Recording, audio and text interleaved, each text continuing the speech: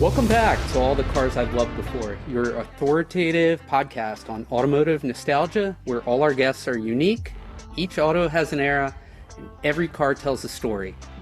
So you know what time it is. It's time to plug in, get a little grease under those nails, and slip into your favorite car-themed t-shirt, hat, or jacket. And today we have something unique. I am Doug. Doug is doing the introduction here instead of our usual captain, Christian. Christian had to deal with some personal stuff tonight, so we have a guest co-host, and I'm super excited about it because I've always wanted to have one. So with that, our guest co-host was a guest on Season 5, Episode 7.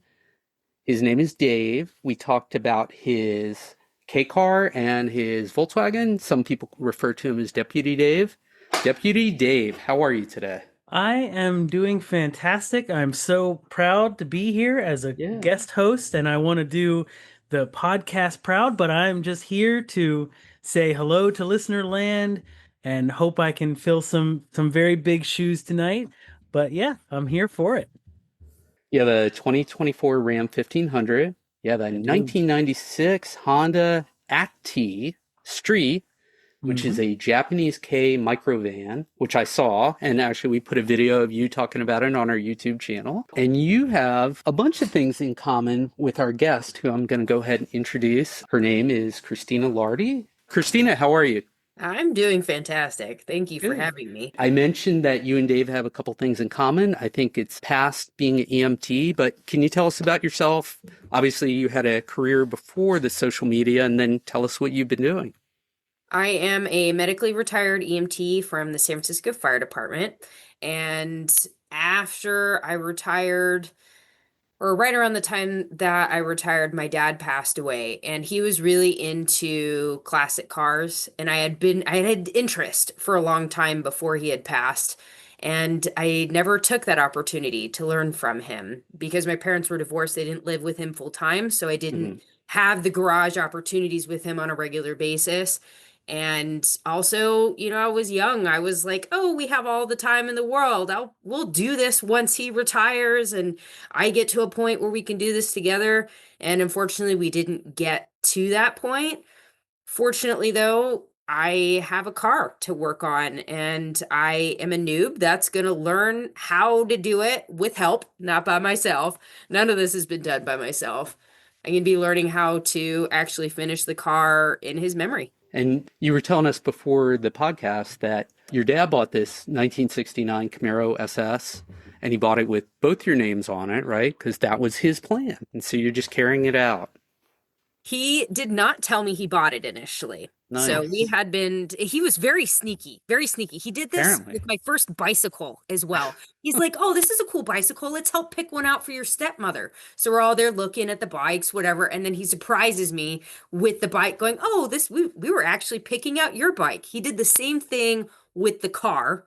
We'd go to car shows, try to figure out what car. I didn't know what year. I didn't know what had no idea. I knew he was going to get something for us to do, because he did it with I'm the oldest of his 5, and I had no idea. He had it for a year. Apparently, it was drivable at the time that he bought it. On my 30th birthday, it was the unibody on jack stands in a garage.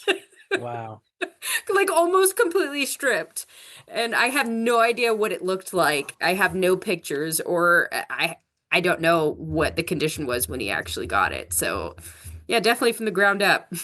Do you know where he got it from? No idea. My stepmother doesn't know. He didn't tell me. No idea. So just out of curiosity, how did you find it? Like, did he gift it to you when it was on jack stands?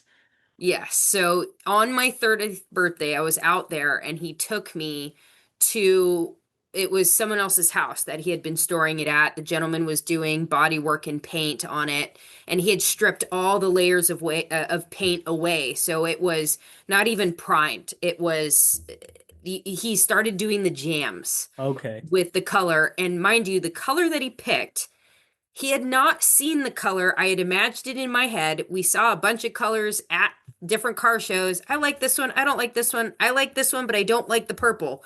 He picked the color specifically based on those descriptions, and it's the exact color I imagined in my head, That's which amazing. is crazy. And I don't even want to like the jams are painted right now. I almost don't want to touch it Yeah. because that's what he didn't actually paint it. He had someone do it, but Right. he did show it to me, but it didn't even have the subframe on it at that time. After he passed, when I went to the gentleman's house to check on the car, he had put the subframe on it. Other than that, it's still the entire car was, it didn't have fenders on it, it didn't have a hood on it. Yeah, my logo is actually the image of what it looked like right after he passed away. It's the unibody with the subframe, and it's just like floating. That's cool. Well, I think it's awesome that just by your subtle clues and cues, he was able to kind of imagine that same color that you were imagining and make that happen for you. That is just those deep connections that we have with our loved ones that we don't even realize are there. I think that's just awesome and on its own. Please tell me that the guy that was painting it still has some of the paint so that we can complete it. He gave me the can, so I have the can. Okay. I had taken it from that gentleman because he wasn't giving me straight answers. I was like, "How Mm. much is it going to cost to get it to a point where I can take it home?" And he's like, I'm like, "Okay, well, I'm taking it home with me." Right. And through somebody at a car show locally, I was able to find a gentleman that does body work and paint. He has since retired from it, but he took really good care of the car. He put it to get the body together. That way it actually looks like a car now. And then he did epoxy with the overspray. So he took, it looks kind of like a shark right now because it's got the gray epoxy and then a little bit of the blue overspray, and the jams are kind of done. So it's like, I'm kind of getting attached to how it looks like unfinished. But I have it in my garage now, and Nice. foreshadowing, we're going to have a lot more work done on it in Hmm. the next few months. But this is what your whole platform is, right? You're going to learn how to put it back together and make it, as good as new through this process, right? Yes, that and then some. I had no idea that I'd be going the direction that I'm going. I was just like, oh, I'm going to learn everything I can so I can work on this car. And as I'm throwing everything at the wall to see how I can learn, because I'm not going to mechanic school, especially with my back integrity wise. I don't want to sign up for a class and go, well, I can't lift that. I Right. can't do that. If I'm going to sign up for a class, I'm going to sign up for a class to do what I need to do. I'm not going to sign up for a Hmm. mechanics course and tell them they need to modify for me. That's just not how I work. And I've been doing all learning from other people in ways where I don't have to force anybody to modify for me. It's more like it's easier to be like, "Hey, can you help me with this? I can't physically do this." And the people that I'm usually learning from understand that, and they're okay jumping in when I need the physical help along with the educational part as well. Hmm. Gotcha. That's the way to do it. If you know your limitations, there's no reason to push your limitations and re-injure yourself, but you still want to learn, and that's the way to do it. Is surround yourself with people that are willing to help both educationally and physically. Is there a drivetrain in this car? Well, I have a rear end. I That's cool. am in conversations with race Mhm. winning brands right now. We Okay. are discussing, I'm still learning all the things.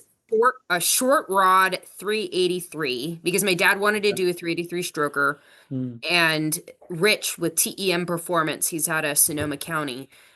My dad had known him. I was there when we dropped the engine off because we had two engines. I think one was from a 72 and then one might have been from my car. I don't know, but we had two Hmm. 383 strokers we took to Rich. I took them both apart, and we had been discussing for a while to have this engine build, and he wanted me to learn more first. He was awesome enough not to take over the project. I told him what my goal was, and he let me go out in the world and learn versus just building the engine for me. I could have had the engine done a while ago, but he wanted to allow me to do as much learning as I can before actually building it. Now I'm talking with race winning brands about the different products that they make to be able to put this engine together. And with hopes, we're in talks of me doing manufacturer tours to understand how they actually make the product. So me as a newbie can understand how the products are made and have a better idea of how they function.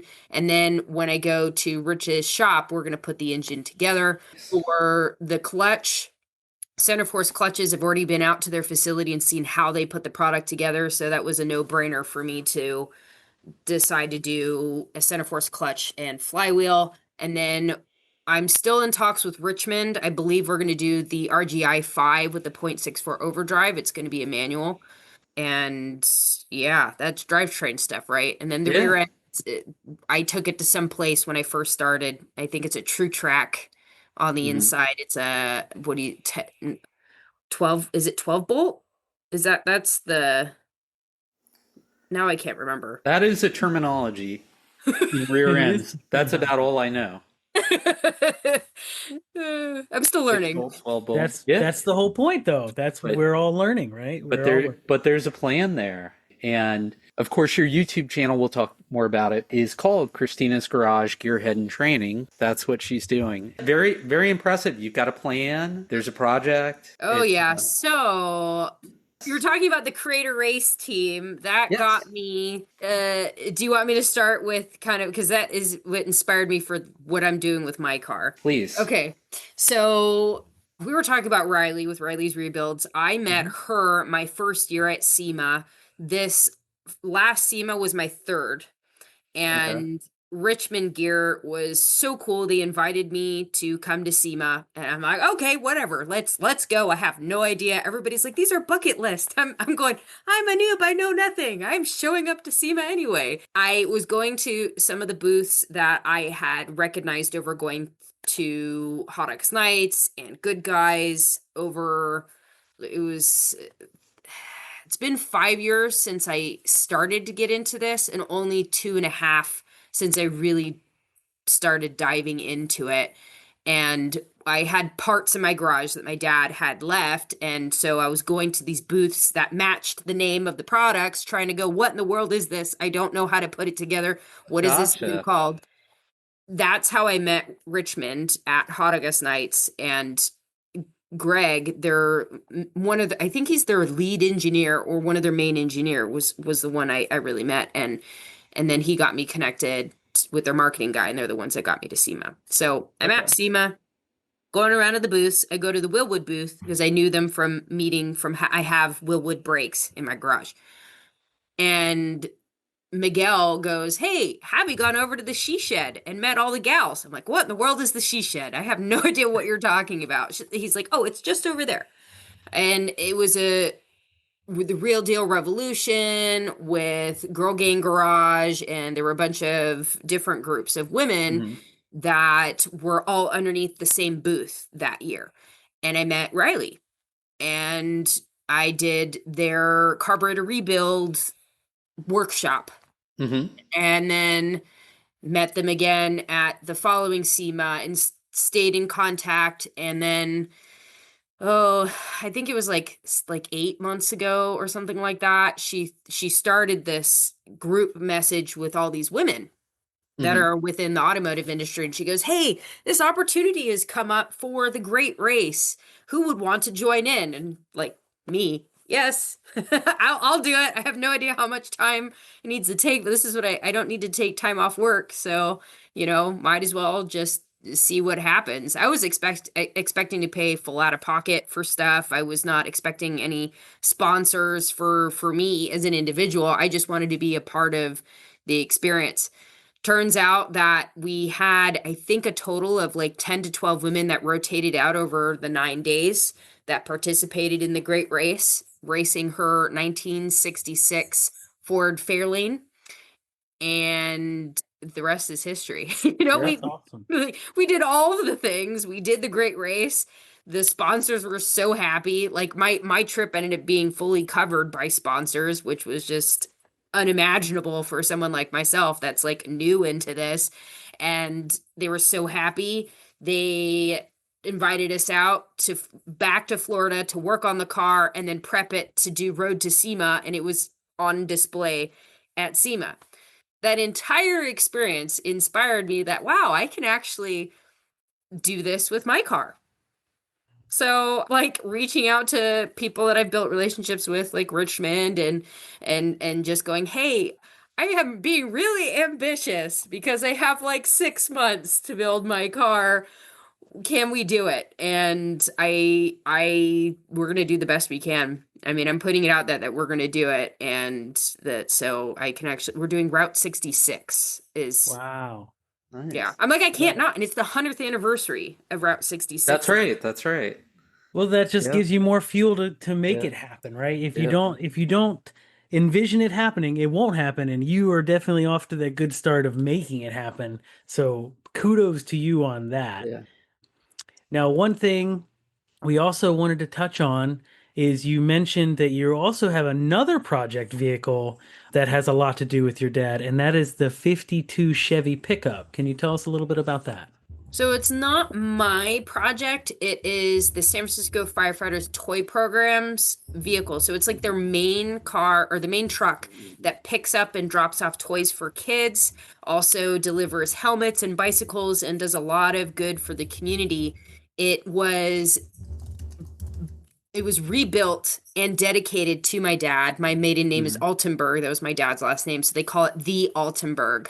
And I want to do what I can with my influence and with this project to bring attention to the San Francisco Firefighters Toy Program, because my dad was a firefighter there. I was an EMT for that same fire department and grew up in the firehouse experiencing the good and the joy that the toy program brings to the community.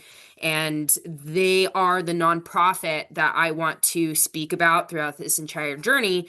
And it would be really cool to see, if any of the sponsors along the way would be willing to help put towards the car, because the president of the toy program, he is the one that's, essentially paying out of pocket to work on this truck and to do what he can, and with some other help of some other firefighters to work on this truck.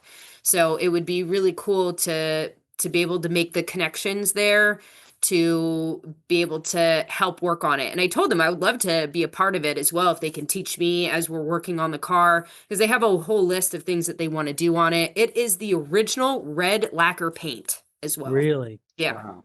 Wow. And it's not sealed or anything either. I guess they were using like oil or something initially to kind of keep it.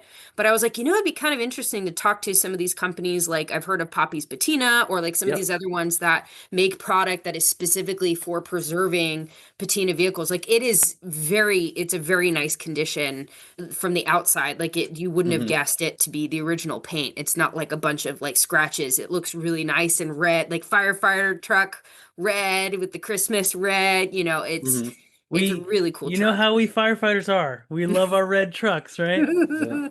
So that being said, about the toy drive, is that the toy drive something, the toy program, is that something that also, people can get involved with like donation of toys or time or anything like that, or is that kind of just for the union? So they do take monetary and toy donations. Most of the events they do, they'll have buckets for toys. And that's actually one thing in after, so my plan of doing the Great Race and then go with the toy truck with my Camaro to some of these events to collect toys. And one of the events, I don't know, well, you guys are in Michigan. You're not anywhere. We're Maryland. Maryland. Yep. I'm not as geographically inclined. Born and raised California. I haven't really traveled as much until That's recently. okay. It's okay. You had the M right. We're not gonna. We're not gonna judge. You had the M. The San Francisco Old Car Picnic, they do a car show every year in Golden Gate Park. And I talked with the organizers.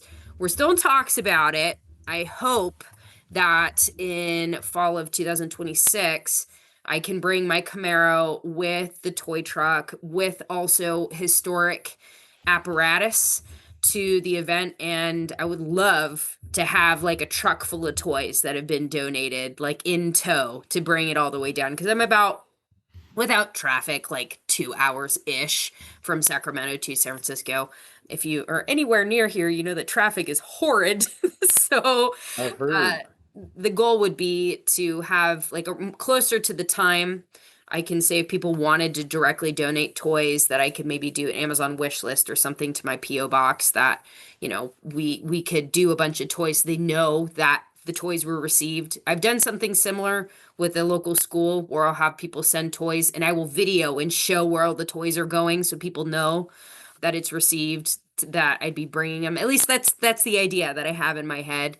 But if you want to directly donate to them, they do have a website that you can do monetary stuff. And if you're local, you can go to some of their events and actually bring toys to Awesome. I think they collect toys all year round too. Well, offline, we'll get that link from you and we'll make sure that we're putting it on our website along with your contact information too. So hopefully in the next couple months we'll be able to see you out there and your Camaro with this beautiful red truck. And noting the patina, this is why people always search for California cars. You got a 1952 truck that's original paint and you would never know. That's why people are always searching for California cars. I mean, there's your bread and butter right there. Well, I hear a lot of it has to do with the humidity too, right? Because it's Yeah. not as wet, I guess. Humid, right? Humid's the word. Yep. Yeah, Yep. so the rust is what, it's the humidity creates rust and rust just eats metal. So Yep. Yep. For sure. Yeah. And that's why every time I go to California, I am shocked at the number of old cars I see that are in phenomenal condition, patina or not, survivors. And we wouldn't see those out here, Dave. We'd see them rusting in somebody's yard, probably. yeah, the ones that have the plants through the floorboard out Yeah. the windows. Yeah. Yeah, that's what Yeah. we get. Yep. Well, that's, I mean, not the only reason, but I think Right. another reason why it's so important for the word to get out about how important it is to preserve that culture, especially in California. Like SEMA Action has been working a lot with that to try to preserve our culture, especially in California, with not just classic cars, but cars in general. Yeah. We have a huge community, especially Southern California is really huge with the car culture too, Yep. that you don't know it unless you've experienced it. Yep. And I've never been to California, so that's a you bucket haven't? list for me. I want to get out there and see all the classic cars myself, but I haven't had a chance yet, but we'll get there. We'll get there. Yeah. Yeah. Yeah. I love San Diego. And speaking of cars, so what we want to do, Christina, is hop in my DeLorean. We're going to hit 88, which is somewhat safe. I don't think I've gone that fast recently. And my tires are new. And we want to talk about your first car. What was your first car? How'd you get it? What are some great memories of it? Or not so great memories of it? What sticks out? So the first car that I owned, because my mom, you always get a car that's not necessarily yours. You're driving other, your parents' cars. I had an Isuzu that I drove, and then my mom had, I forgot what year, but it was a BMW that she didn't want to pay the car payment. So I actually paid the $300 something car payment, so I could drive it. And I realized how spoiled I was with rear wheel drive and how heavy the vehicle was. It was so nice that when I went to go buy my first car, that I was a little bit more picky. I was able to find 2010 Dodge Avenger, and I was actually really happy with the car as a whole. Like, the sound system was cool. I liked how it was a heavy, solid car. The only problem is that the alternator would go out so often. I don't even know how many alternators I went through, but I learned what an alternator was and how important it was for driving it down the road because it would go out so often. I was able to get it though until like over 200,000 miles, and I got it at I think I got it about 60,000 miles. Okay. And yeah, I had it for a while, and it was a solid car, and I had it until I moved out here. And it was after my injury that I sold it because I had my truck at that time as well. So I had two cars and I wasn't commuting anymore. But the Dodge was great. I really liked it. The gas mileage was pretty good. I mean, the only issue that I had was the alternator. I even hit a deer going 80 miles an hour at like 5 in the morning where you couldn't see anything. And it took out the deer. I was able to finish because it was dark. If I would have pulled over, I could have potentially gotten hit. I'm like, I'm just going to try to. It was on the way to work. Yep, So of course, 5 a.m. I Yep. Yeah, I pulled into work. It was still dark. It was during winter time, so the sun wasn't even out. It was so dark, and I was not able to drive it home, but I was able to get it to work. And like there was hair in the front, but Yeah. that car was solid. It's Hmm. like it took out a deer and kept going. Yep. There you go. Yep. Yeah. It's funny. I've never hit a deer, but everybody I know, it's like the deer kicked a hole. They'll find fur in their car, in crevices of their car. It's hilarious. No harm meant to the deer, of course. So They're overpopulated. yeah, yeah. So, and was that a car you got kind of post high school? You mentioned your mom's car. Yeah, I think, yeah, because I was working at the time, Okay. since I paid for it my own. I can't remember what year I bought it, Okay. but it was definitely out of school. And because I went to school and worked. Like I worked, well, Hmm. I went to EMT school the summer that, like, I started the schooling the summer after I graduated high school. So I had done the EMT classes and then I got a job and I was going to school at the same time. So it took me a lot longer to finish my degree because I was working at the same time. So it was like in the middle of that I got the car. Gotcha. Gotcha. So that car lasted a while, and then there was a little bit of overlap. You got your truck. There's a lot of truck people here Mm. who are listeners. Tell us about it.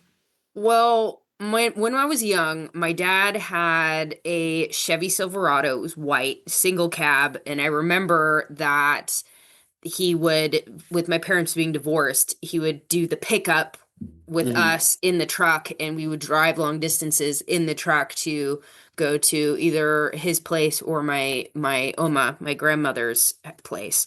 And I had so many memories in that, and even my stepfather for a short period of time he had I believe it was a Chevy Silverado as well, but it was lifted, and I was at the time where I was kind of learning how to drive and it was manual. I could not reach the pedal to get the clutch all the way down. Like, he was like 6 foot, he was really tall, and I'm five.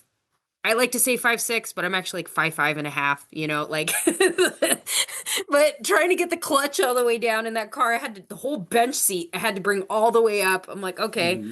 no. But I had wanted a Chevy Silverado for a really long time. And a mutual coworker, he was a paramedic on the suppression side. So he was a firefighter paramedic with the same fire department. My dad was like, "Oh yeah, he's looking to sell his truck." And it was gas. My idea was like, well, I kind of wanted a diesel though. So I didn't say yes right away. And then after talking with some people, because of my lack of experience, the diesel maintenance would be more for someone like myself. My brother-in-law actually has the same exact truck, but diesel, and he has all the experience. He can maintenance it all on his own. So Hmm. that wasn't a big deal. My dad approached the gentleman and he was like, "Hey, I'm looking to buy it for Christina." And he knew me because we've ran calls together too.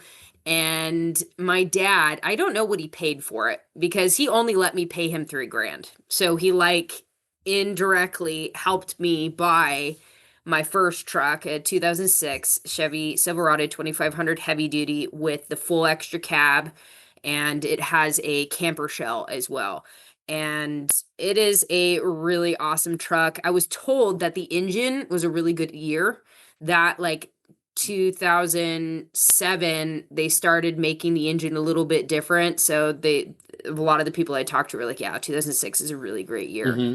And Yeah, I had one of the 2007 to 2013 ranges, and I had nothing but issues. So you do have one of the last good engines that came in the I think it's the 5.3 or 5.7. I can't think of off the top of my head. It's one of the two because I've been a Ram guy for the last couple years. But yeah, the 2006, because they introduced a fuel injector control module that would shut off half the cylinders at like cruising speed, and it would end up the oil pump didn't stop. So then those cylinders would fill up with oil. And then when it restarted, it would burn off that oil. And soon enough, if you drove long enough, you'd run out of oil. that I could see how that could become an issue. Was that some of the emission style stuff that they were trying to make better gas mileage Yep. and all? Yep. Got it. Yep. Exactly. Yep. That's it. That was the ticket. And they did fix it in the long run, but for a long time, not to speak ill of Chevy, but they were sticking by the, oh no, it's fine, it's fine. And it's like, it's not fine. My dipstick is dry. That's not fine. Yep. But yeah, they did end up coming back around and getting that It's stuff straight. it's funny. Cadillac in the 80s, I think it might have only been 1 year. They had a similar system that it was a V8 and you could shut off X number of cylinders and become I think a V6 or a V4. Apparently it was terrible. Now that's the 80s for you, right? And actually it reminds me of Dave, I think your first car was an Oldsmobile. Yeah, Yeah. 86 Oldsmobile Cutlass. Yeah. And my dad had speaking of diesels, my dad had like an early 80s Delta 88 diesel. I think they only made them for a couple years. It was a truck engine that they put in a car and it just didn't work well at all. He had nothing but problems with it. But those are such great stories, and I think we're all kind of it's amazing the connection we can have to our parents through all these different things. And my dad passed away 5 years ago, and for anybody who's listened to the podcast, they'll hear me talk about the DeLorean. Did I ever own the DeLorean when my dad was around? No. The joke is, if I had gone to buy it, he would have called me stupid if he was alive. But whenever I'm working on it, and he was an electrical engineer, so he taught me about soldering. I'm not nearly competent as he is. And it started conversations in my head. I'm like, how would dad do this? What would he be doing? And, I just love it. It makes it so special, even though he had nothing to do with the car. It's a really great, because we don't talk about grief enough, just as humans in general. Culture, we just kind of shove it off to the side, like, oh, you'll get over it. No, like, especially when it's someone that you were really close to, the grief is usually a reflection of the love that you had between that person that you've then lost. And I think it's been it's given me direction for that grief to be able to put it into action rather than just having a picture on the shelf or something else. Like, Yep. being able to physically do something that in that action, like everything that I do now, almost everything that I do, especially with cars, like I'm thinking of my dad the whole time, and being able to carry his legacy forward as well as create my own in the process. And I see that with a lot of people, like you were saying, Doug, that are like, well, my dad was into it. And, it's usually the dad, not as I think it's becoming more common that women are getting into this. I have spoken to some women that have been in it for a long time, and it's really cool. Although I do see more people say their dad or their brother or some male figure in their life was into cars, and that's what introduced them into it. It's a really cool way to remember people, and Yep. that you're driving it down the road. It's not something that just collects dust. I mean, sometimes they do, right? The car, I haven't touched the car in a couple years, but it's still like it gets to a point where I'm going to be able to take it out and be able to collect toys with the toy program truck. There's so many things you can do with it that it allows the grief to lead into something more fulfilling, not just for Yes. yourself, but also something you can share with other people. Yep. Well, that and 100%. sorry, Doug. No, go ahead. That and it's the same. You're carrying on the process that your dad already started without you even knowing. You know what I mean? So Yeah. like this is something he was doing while he was here. It's something tangible, like you said, you can put your hands on, but it's also something he started that you can continue not only in his name, but in his whole demeanor. That this is something he was obviously planning on doing anyway, and you're here to honor him through that. And it's something tangible. A lot of thing about grief is we want something that we can touch, and here you have the actual physical object that he started with, and you're gonna do your own thing, yes, but you're doing it in your way to honor him. And I think that's honorable in itself. So that's awesome that you're taking this process, and you're trying to help other people show the process, but also living with it yourself. So props to you for that, for sure. Thank you. I really appreciate that. No, it's a gift your dad left you with, and it's not just the car. It's everything the car means to you, but also what it's become. And it's cool having conversations with other people and not just women. So we're talking about the Creator Race team, like a lot of the women that are involved, they're focused on helping other women. And for me, I have found especially that over my lifetime, I haven't really had healthy relationships with women growing up. And it's not until more recently that I've been able to actually find women that I can have a good, healthy relationship with. And I see working in I was working in a primarily male dominated, Right. being a first responder, and then now being in the automotive world, there's a lot of men involved as well. I am not focused on just helping women. I want to help newbies in general, or people who want to learn more. And there's been a lot of men that I've talked to that, like, I'm like, hey, I did this thing, and they were telling me the difference between a torque converter and a catalytic converter because I got confused between the two. And there are a lot of men that are like, I didn't know that. Thank you for sharing. Yeah. And they go, well, I can't work on the cars with my friends because they're like way beyond me. And I want to learn, but I don't want to go to mechanic school because that's not what I do for a living, but I would like to like learn more. So that's the people that I want to help, not just women. I want to help men and women, newbies, or people that want to learn more, to show them that if you say you don't know and you want to learn, men or women, that the culture in general, like there's always going to be people everywhere that's going to be a butthead about it, 'cause everywhere you're going to find those people. But the majority, if you want to learn about it, if you don't know where to start, go to a local Cars and Coffee and then just start asking questions. And when people bring, I don't know very many people who don't want to talk about their cars when they bring it to Cars and Coffee. That's 100%. usually, that's why you bring it. Right, exactly. So it's going to be really cool to continue building this momentum to not only just tell people, hey, there are people that are more welcoming as they gain momentum, be like, I've lived it. So I can tell you that, yes, if you are interested, go and put yourself out there because look at where I am now. And even people who've known me like years ago, and then me having car conversations now, they're going, wow, you can actually hold a conversation, and I'm just throwing a party over here like drivetrain. Okay, we're talking about the engine and all these things. And it just, over time, when you're immersed in it and you're interested in it, you're going to learn. And that's what I want to inspire other people, that if you have an interest, like, you're not going to be, like a rocket scientist overnight. No, it's a process, but there has to be a good core of people that want to teach other people and are welcome to anybody that wants to learn, no matter, where you come from, what your age is, whatever the case may be.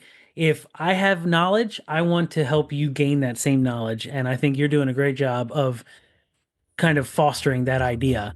So kudos are there too.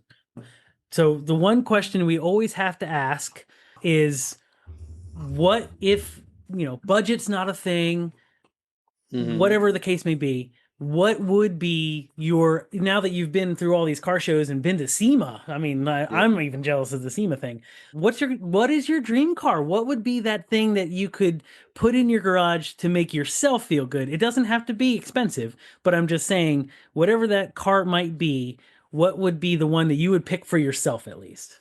I already have her.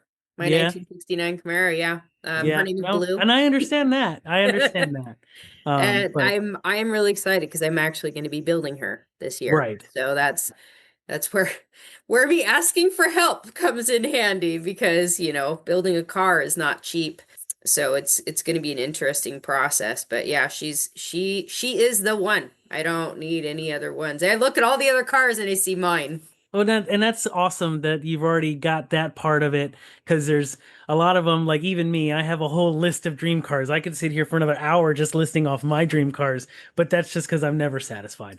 But, you have that in your garage that you're actively working on bringing it to the public through your channels, which we're going to get to. So I want to plug your stuff because we've been talking about you. I want other people to find you. I want them to see the process. I want them to see your progress. Let's plug you real quick. On YouTube, you can find Christina's Garage. On Instagram, under Christina Lardie. Facebook is also Christina Lardie. TikTok, They're all, except for YouTube, they're all Christina Lardie, and you also have a link tree attached to your Instagram. So please, if you're listening, go check out Christina on her YouTube and her Instagram. Follow along with this process. Let's see this Camaro come to life. I'm excited for it to come to life. I can't wait to see this toy drive. Let's make this the biggest toy drive ever, because there's a lot of deserving people out there that are underprivileged that we can help. And even if you can't, just by clicking that subscribe, watching some videos, you're helping the process in itself. So please go check out Christina. She's got awesome story to tell, and I can't wait to keep hearing the story through this process. And I just want to say, I know I'm stepping on Doug a little bit, but thank you so much for having this conversation with us. I've enjoyed this greatly. No, take it, Doug. Thank you again, Christina. It's such a pleasure after seeing all your videos and your content and learning more about you and the things you're doing, the process, like, hey, I have these parts. Going to the vendor booth. What is this part for? Like, I love how you just went and did that. Like, it's inspiring versus somebody behind a keyboard trying to figure it out, which is great, but it's kind of overused these days. You went the kind of old school path. With that all said, we're going to gently guide the podcast off to the off-ramp. And we want to thank everyone for listening. We've been having a great time with Dave and Christina. Dave's going to do some stuff about his Volkswagen, I hope. Very, very soon. That's the plan, at least. For anybody who's watching the video, Dave has a Volkswagen memorabilia collection behind him. This is only just a fraction of what you can see in the whole room. But yeah, as you can see, I'm a little bit of a Volkswagen nut when it comes to memorabilia. So you can find our podcast on Apple Podcasts, Spotify, Buzzsprout, all the major podcast platforms.